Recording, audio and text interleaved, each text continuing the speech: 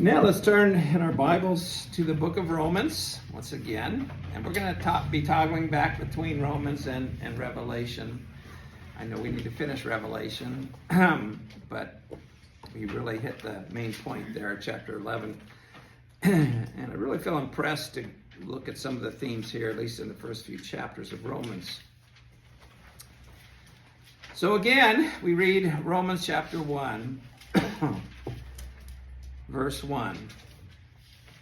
Paul, a servant of Christ Jesus, called to be an apostle, set apart for the gospel of God, which he promised beforehand through his prophets in the Holy Scriptures, concerning his Son, who was descended from David according to the flesh, and was declared to be the Son of God in power according to the Spirit of holiness, by his resurrection from the dead, Jesus Christ our Lord, through whom we have received grace and apostleship to bring about the obedience of faith for the sake of his name among all the nations, including you who are called to belong to Jesus Christ.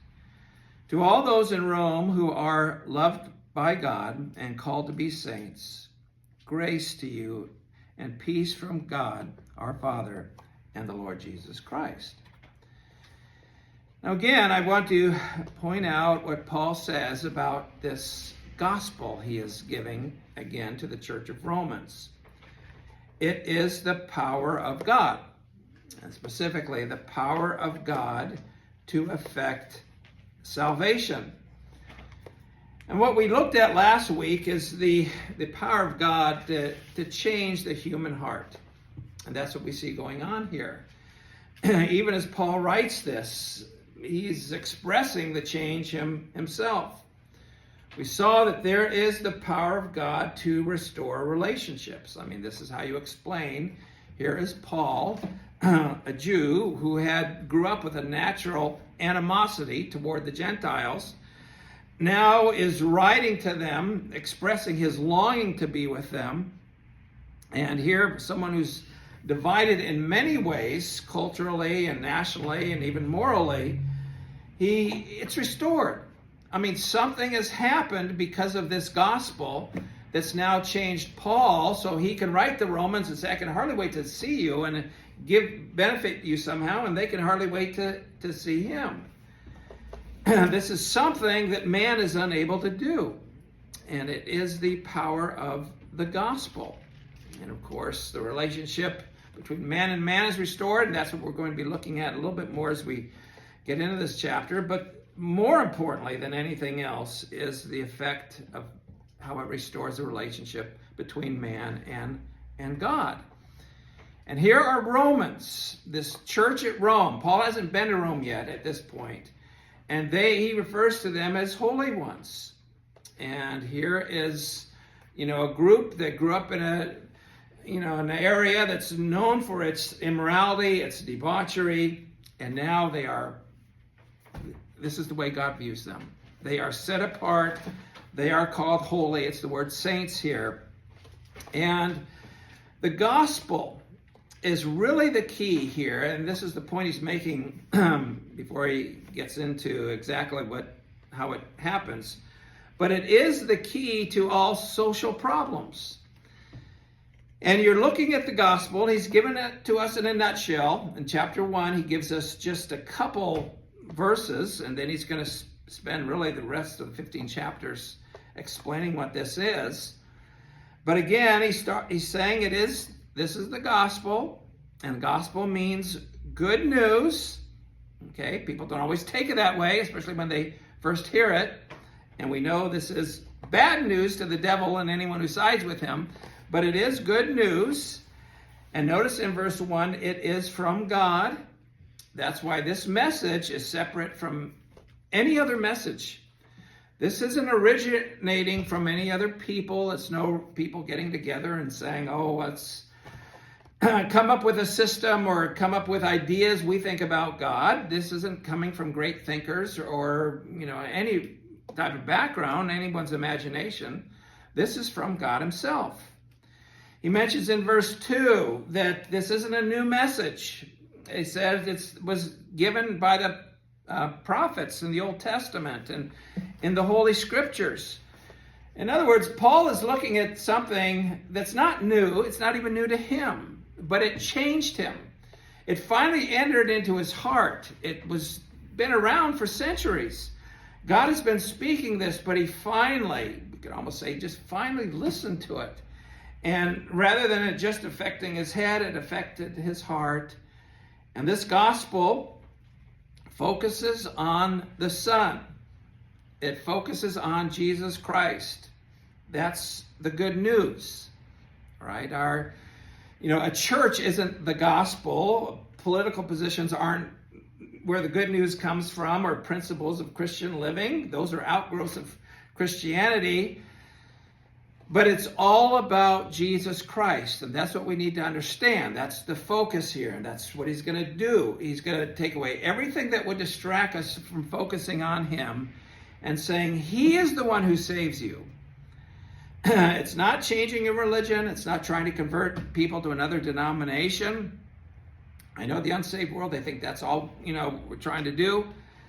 No, it's to put them in contact with his Son.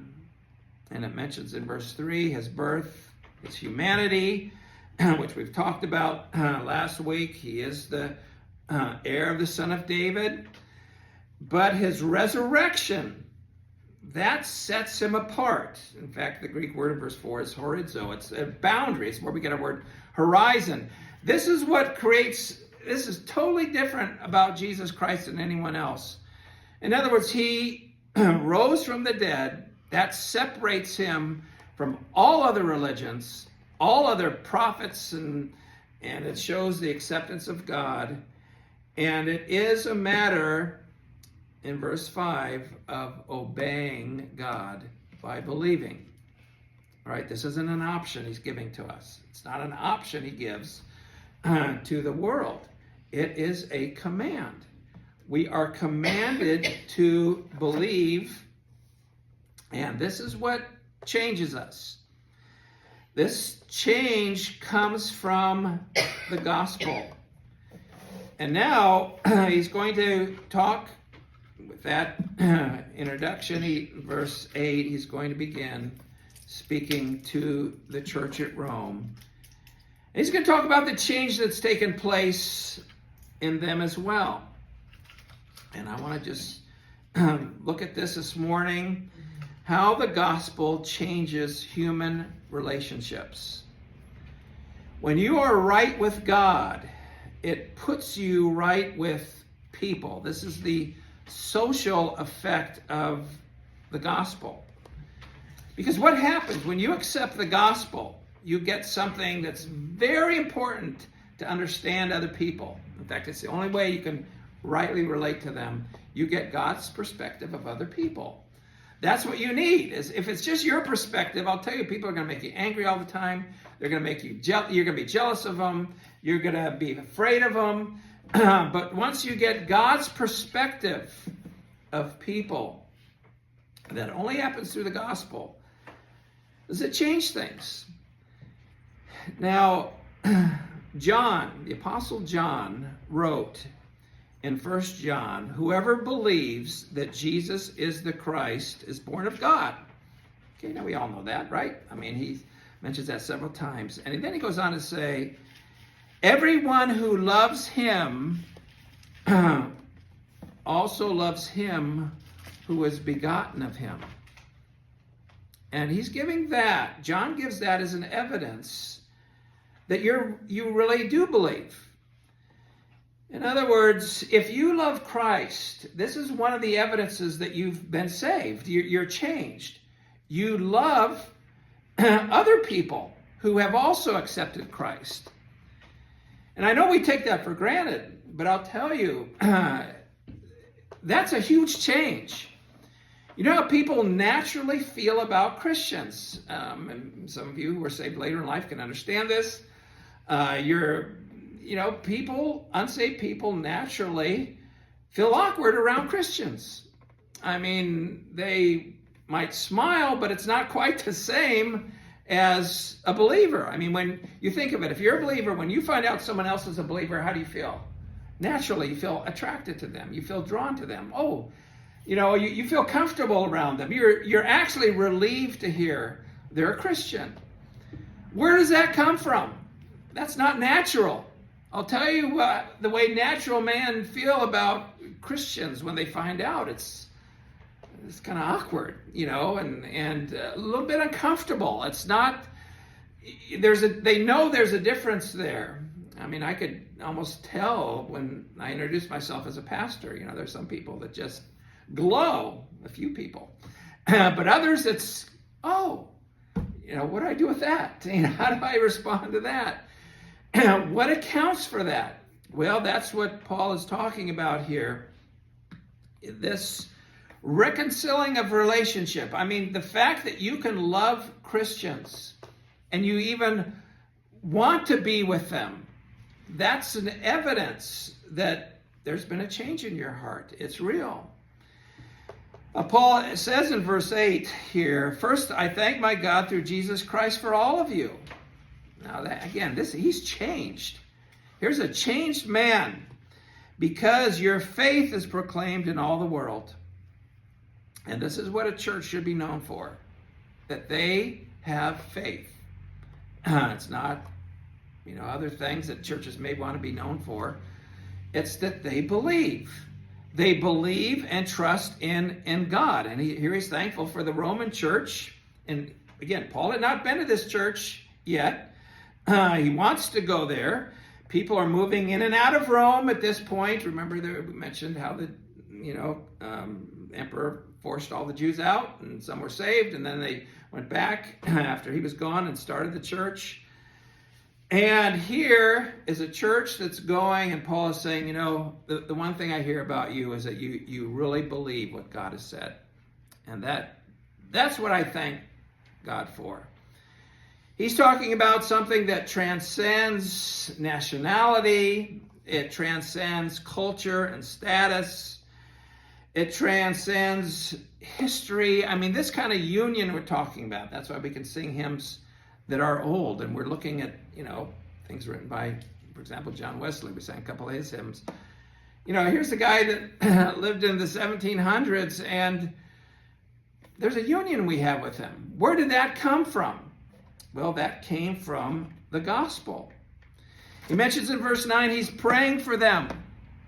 And Paul is putting time to praying for people. He's not going to get any return for this, no material return. He's praying for their growth and their steadfastness and their strength. And he prays as well, or he says, I long to see you, that he desires to see and minister to them. So here's a man who before would have nothing to do with these people. And now he's totally changed. He wants to do anything he can to benefit them. And we read in verse 11, "For I long to see you, that I may impart to you some spiritual gift to strengthen you."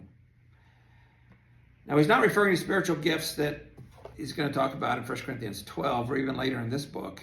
The Spirit gives those. The Spirit gives us our gifting. We might say what he's saying here is that he wants to be a blessing. And I want to give you something.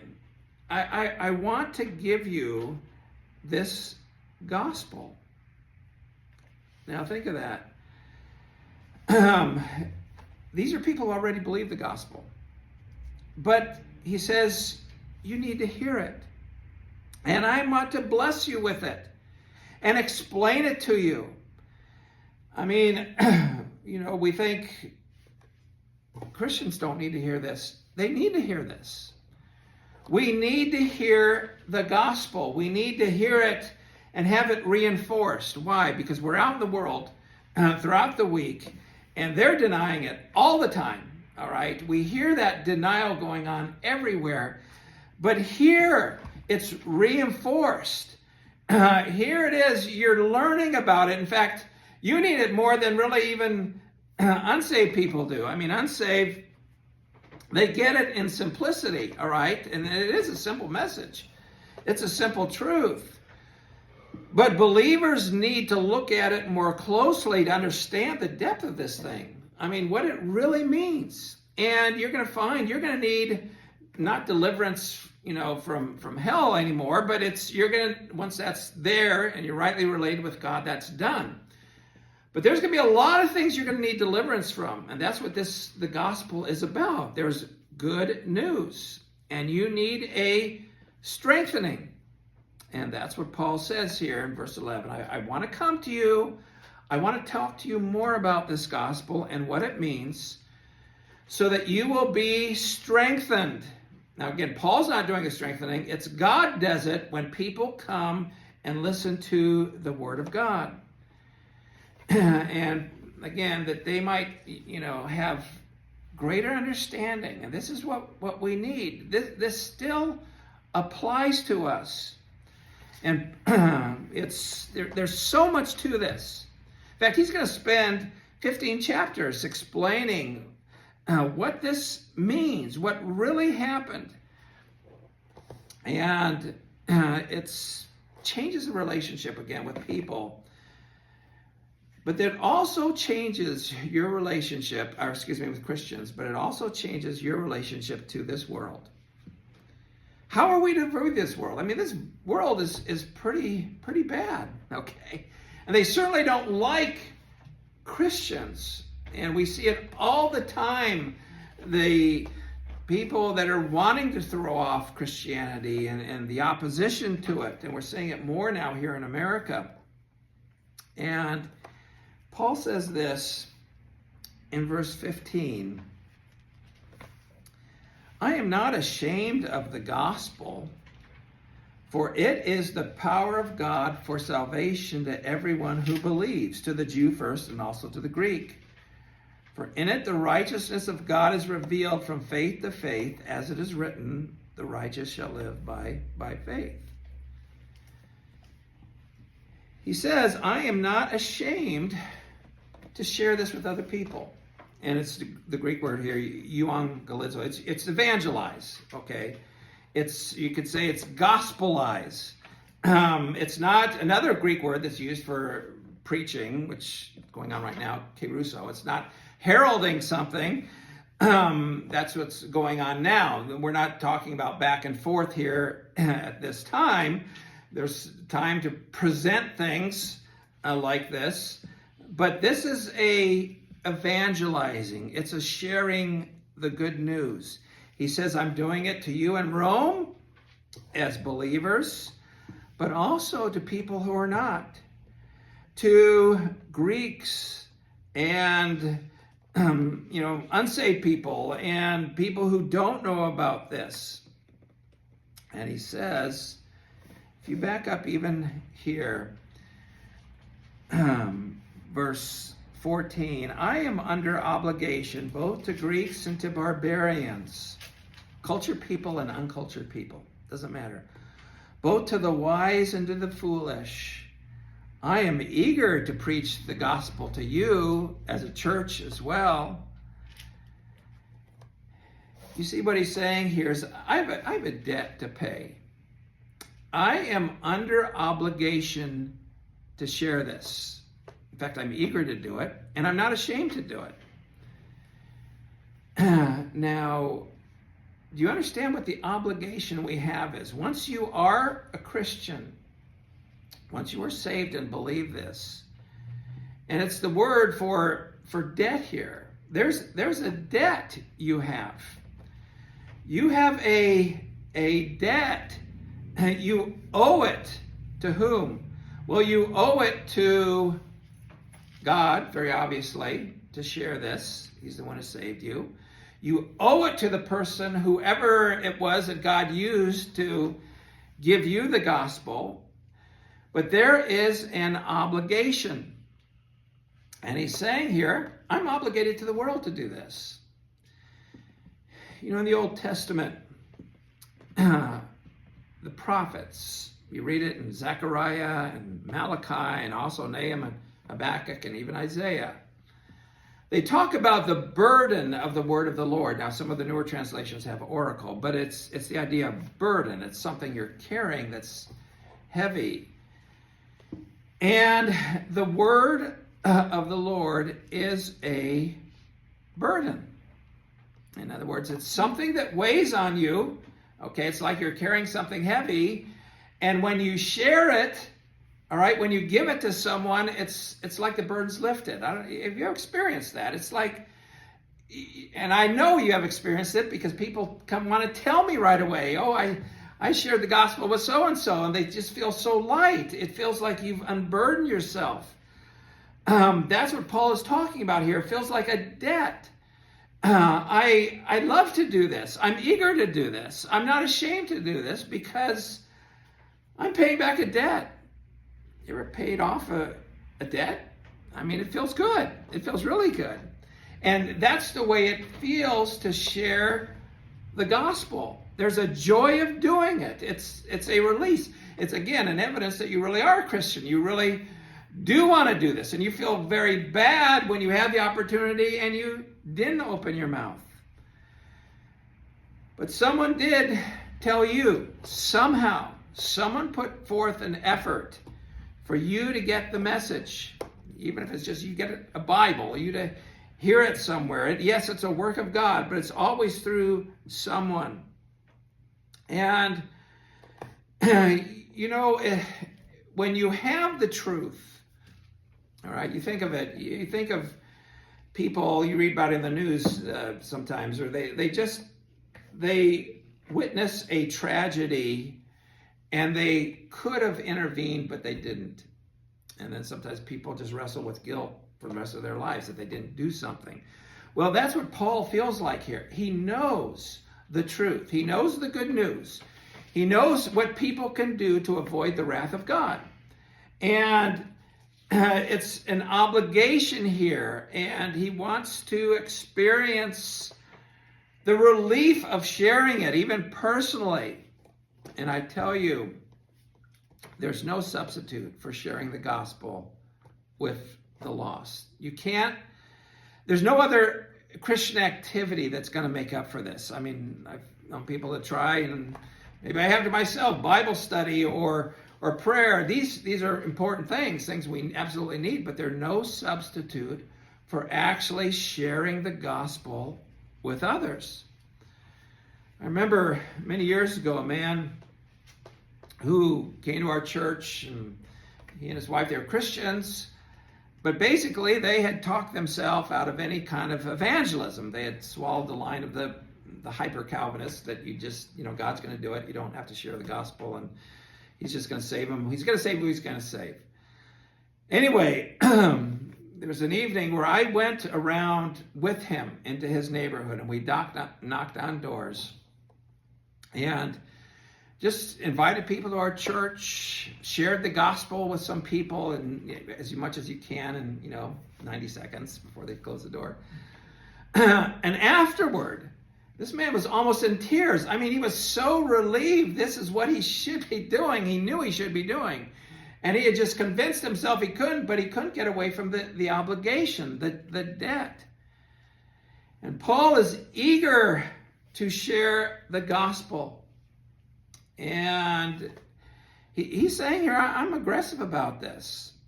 And I'll tell you, you will appear that way to others, to the unsaved. I'm not saying you don't be tactful, timing's important, all that.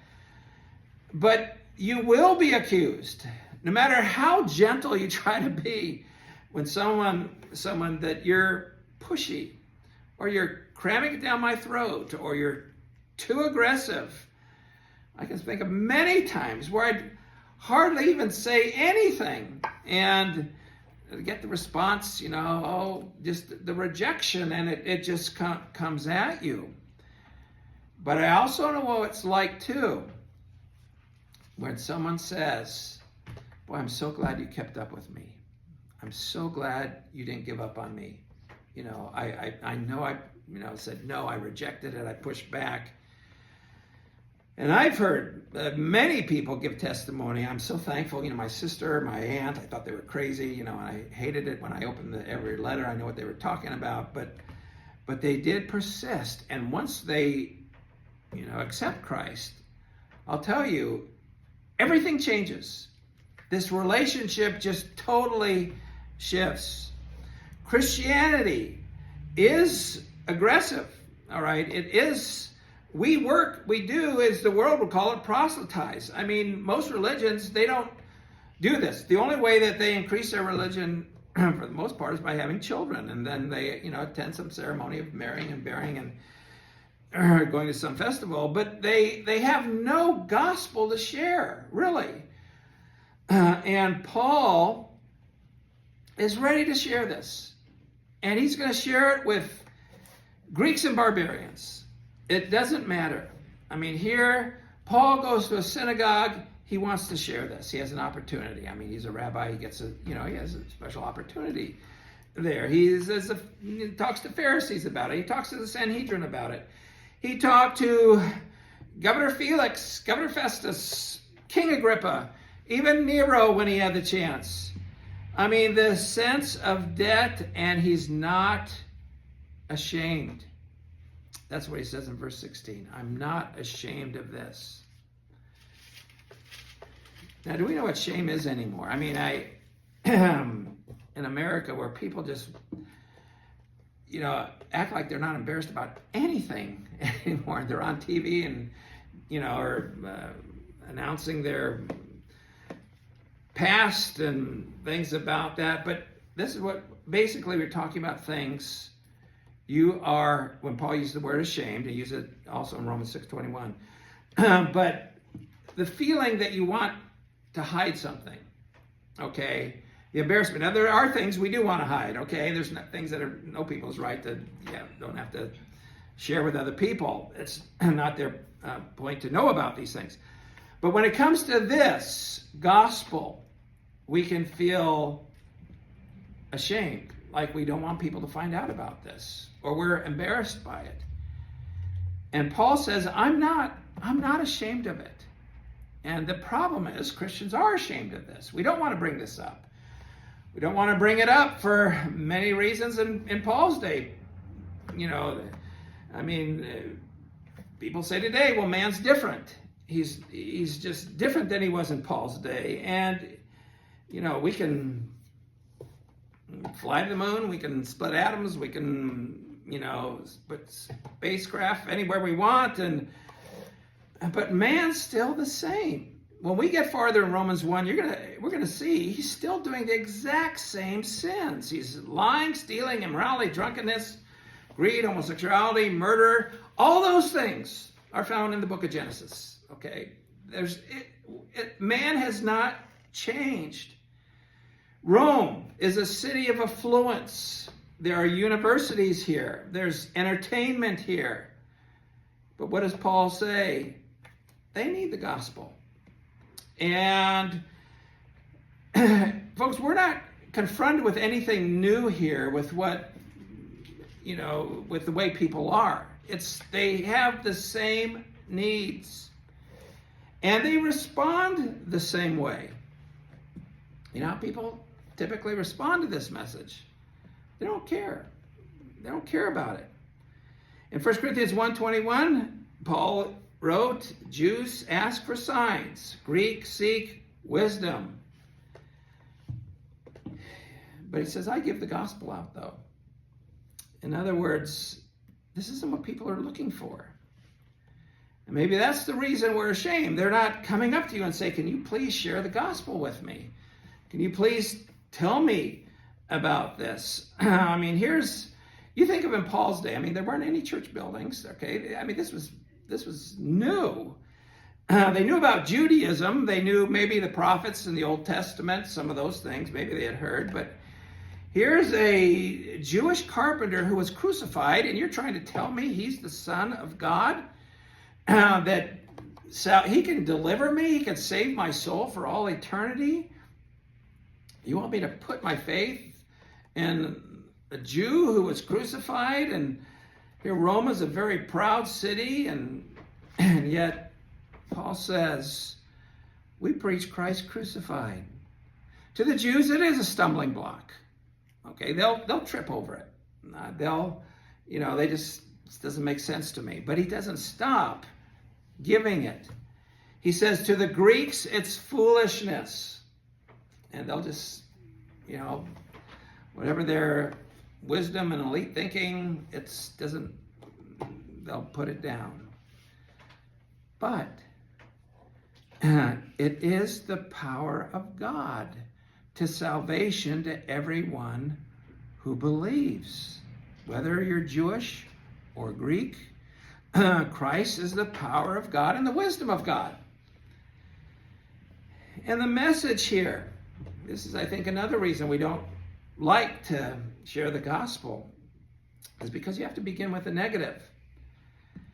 And we're going to get to the negative. When we get to Romans chapter 1, verse 18, it starts with the wrath of God. And that wrath is because all have sinned.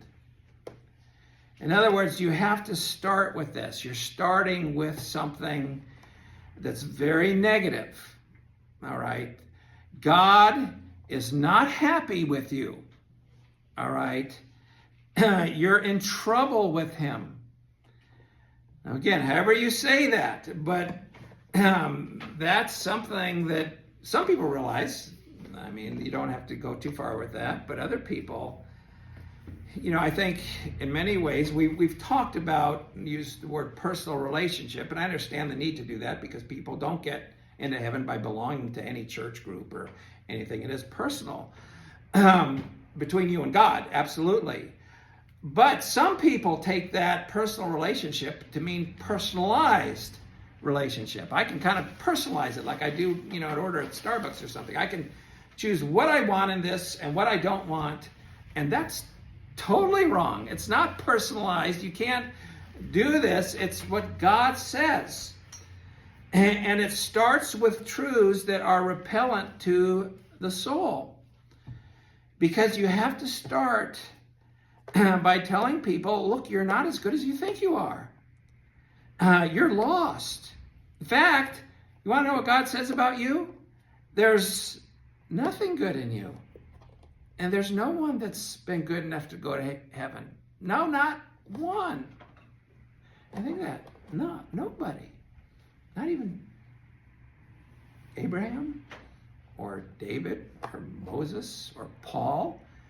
Not one. You can't come up with one. That's God's conclusion. He looks down on the earth and you wonder what he thinks about you. Well, here's what he says. There's no one who does righteous, not even one. And people will come up with all excuses. I don't want to share this. It's negative. I'll be rejected. And some say, people have been saved for a while. I've heard that's not my gift, or I'll substitute, doing this and doing that to make myself feel better. But here's the problem. There's a sense of debt you can't get away from. There's conscience, and it rebukes you. You should open your mouth. I mean, this is an obligation, he says. You won't be able to be comfortable by keeping your mouth shut. If you're really a Christian, you'll feel like you've got to share this. And this is what Paul says. I'm not ashamed of this now. I'm not going to shrink back. Again, tact is important. How to present this is important. When and so forth. All that's part of this. But you don't need to be ashamed about it, okay, or embarrassed, because it is the gospel of Christ. All right. The inherent difference between this message and any other is who it comes from. This is coming from God himself. I mean, when our children were little and, when in our family, when the word came out, Dad said this, well, everyone kind of fell in line with that. And if my youngest daughter, when she was real little, if she said something and tried to use my authority, it wouldn't go very far because everyone would just kind of be amused child was saying that. In other words, the source is what makes the difference. And this source originates from Jesus Christ himself. Any message that's handed down from Caesar, would be, immediately put to action. Well, here's someone who's way above Caesar. All right? This is coming from Jesus Christ. If you turn to Matthew chapter 28. Verse 19.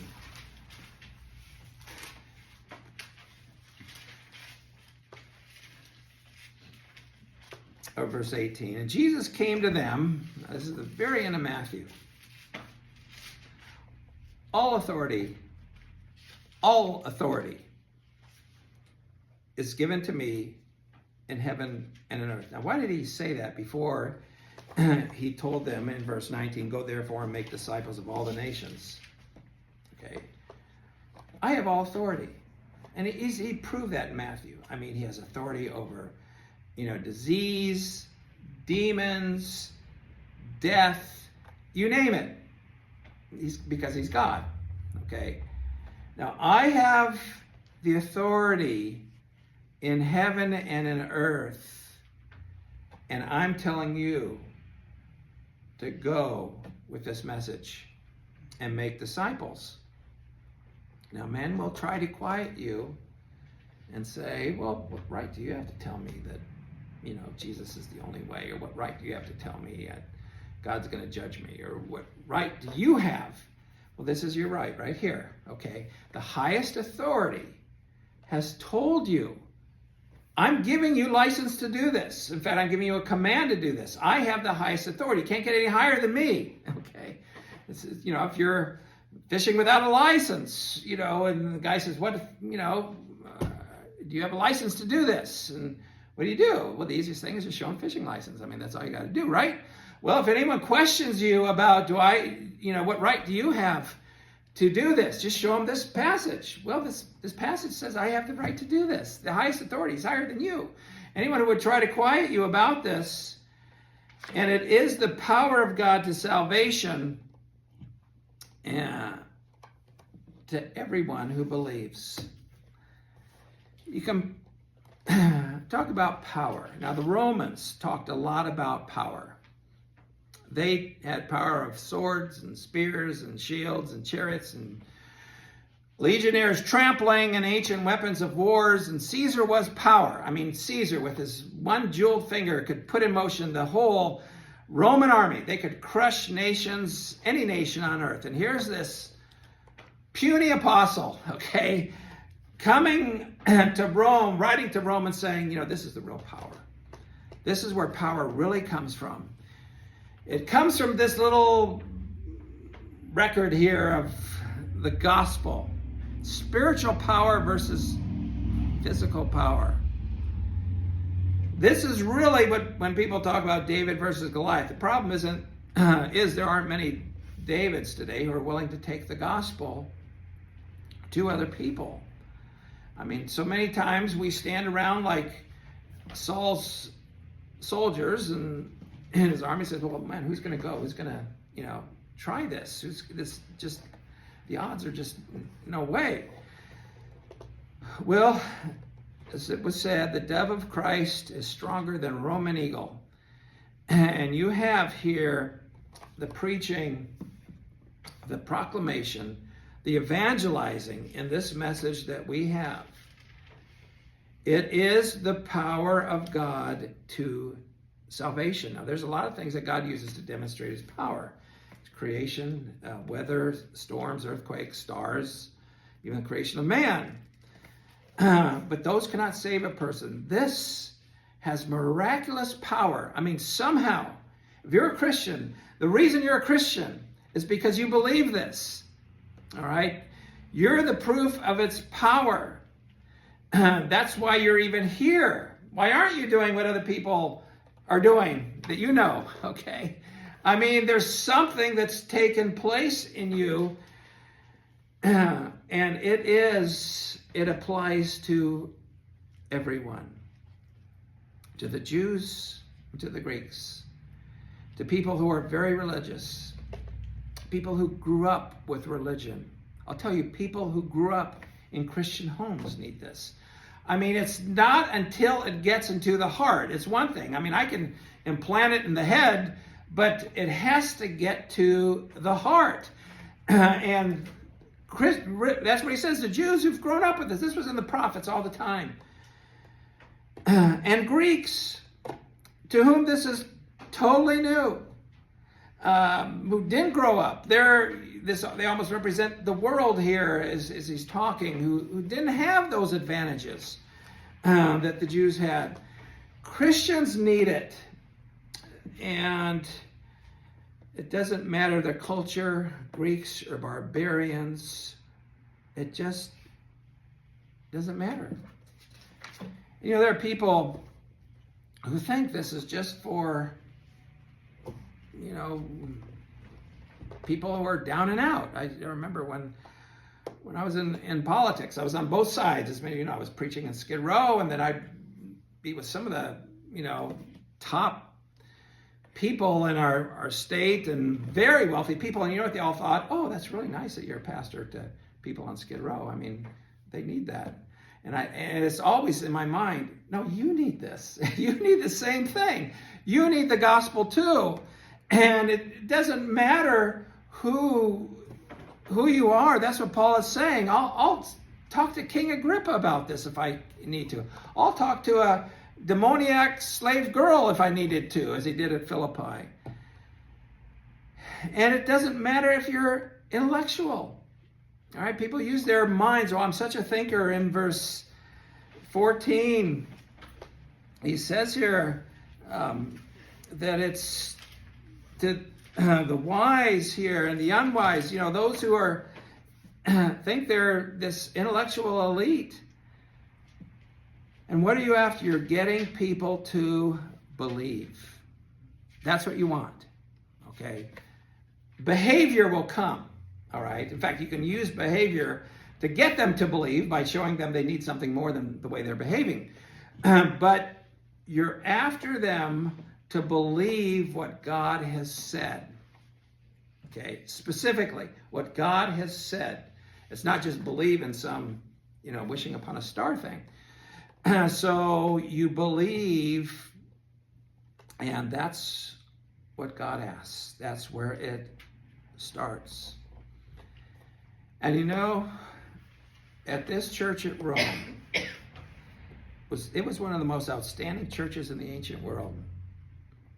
And buried in Rome are the catacombs of 750,000 people who had given their lives. Now, this must have been quite a church over the decades and centuries. And this church here did believe. They're known for their faith. And it is all about being right with God, as we'll begin next week in verse 17. In it, the righteousness of God is revealed by faith to faith. That's the theme of this book. How to obtain the righteousness of God and how to practice righteousness. Well, nobody's perfect. I mean, that's exactly the point here. God demands perfection. And this is what changes us. Now, back to this perspective and the relationships with people. And I'll close just by looking at a parable the Lord gave in Luke chapter 15. If you'll turn there.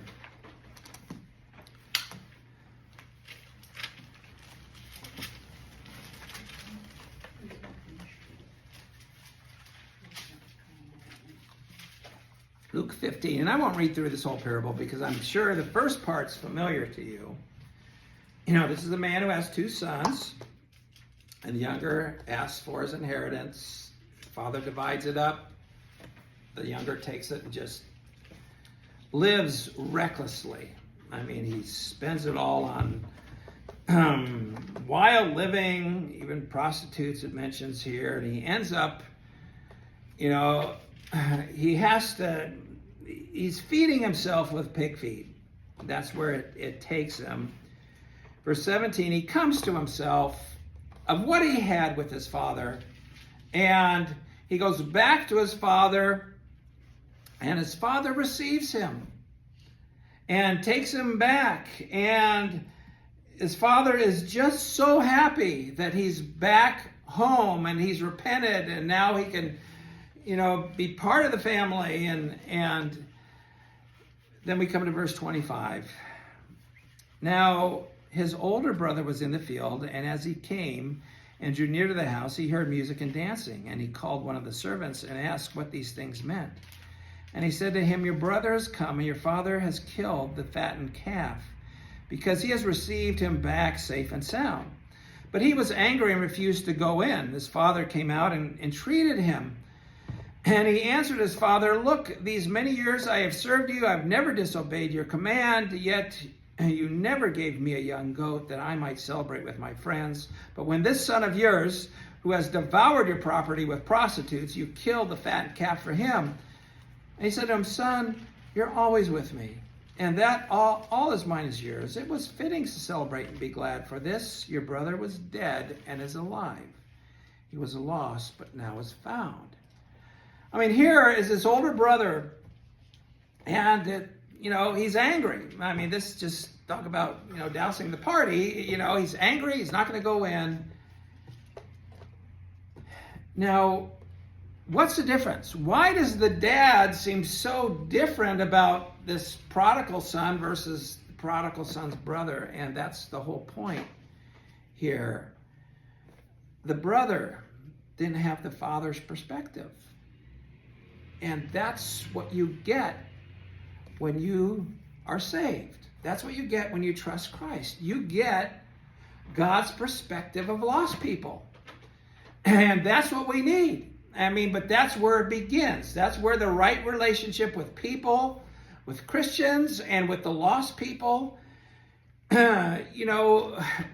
get we're bombarded with news about lost people and even their opposition to Christianity and all the bad things they do.